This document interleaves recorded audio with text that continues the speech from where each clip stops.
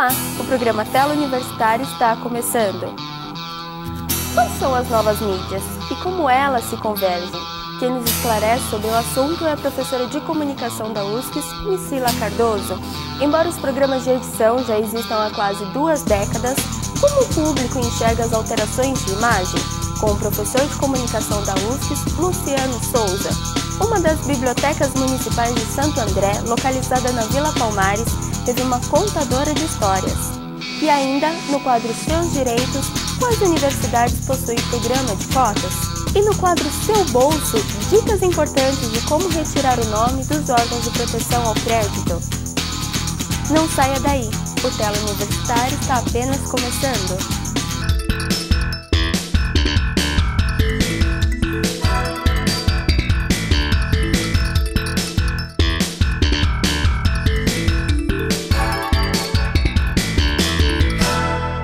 Todas as faculdades possuem programa de cotas, agora no quadro Seus Direitos.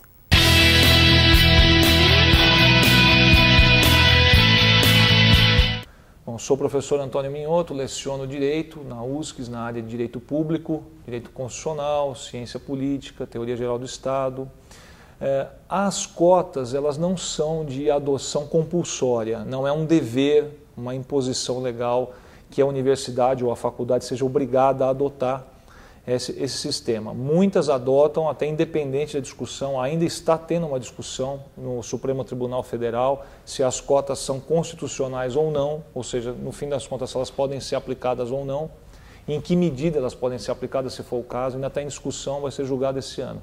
De qualquer maneira, não existe essa compulsoriedade. A universidade adota se ela achar que é pertinente, hoje, atualmente. Várias universidades têm, especialmente as públicas. Tem sistemas, tem setores, departamentos para cuidar só disso.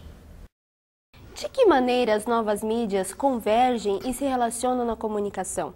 É sobre isso que eu falo com a professora de comunicação da USCS, Priscila Cardoso. Olá, professora. Oi, Dani. Professora, como que é a relação do cenário contemporâneo com as novas mídias e a evolução delas?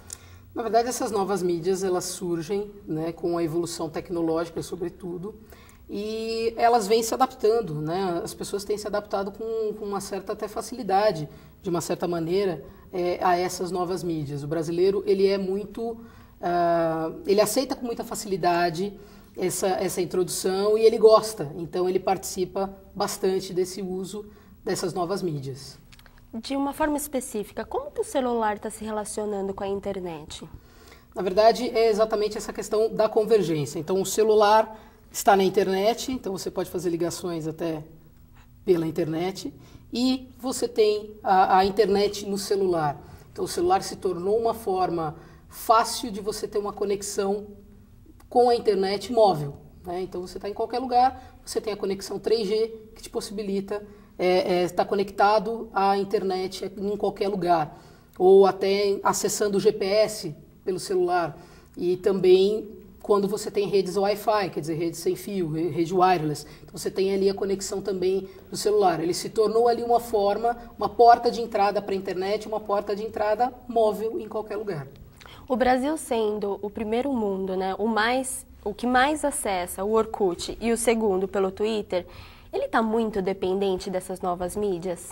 Eu não acredito que seja uma dependência, eu acredito que é um gosto. O brasileiro gosta, na verdade, de saber da vida dos outros, então ele gosta de participar. Então ele gosta de redes sociais. Caiu no gosto do brasileiro a questão das redes sociais, não é à toa que ele dominou o Orkut. Não é à toa que ele está dominando, começa a dominar o Twitter e o Facebook. Então, porque ele gosta de participar, ele gosta desse entrosamento, ele gosta de se relacionar. Então, isso se torna natural. E com essas mídias, por exemplo, com o acesso pelo celular, isso se torna muito mais rápido. Então, em qualquer lugar que você está, você pode twittar. Então, isso torna muito mais rápido e mais fácil fazer esse tipo de relacionamento, de comunicação. A comunicação de uma forma geral, ou o profissional de comunicação, está se adaptando para se relacionar nessas redes sociais?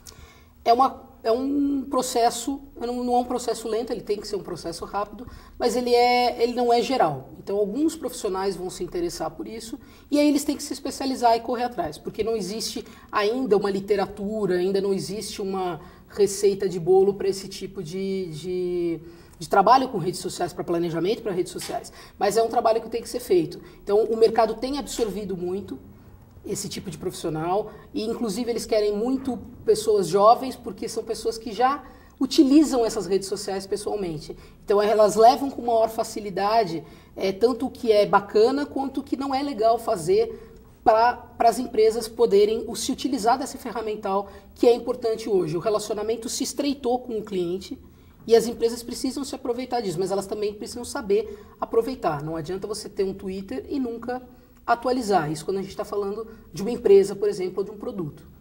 É possível hoje, em 2010, ter pessoas alienadas tecnologicamente ainda?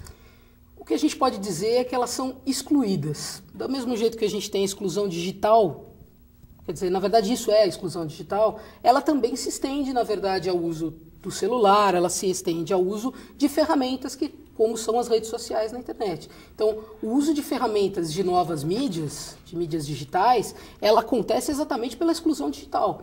As pessoas que são menos...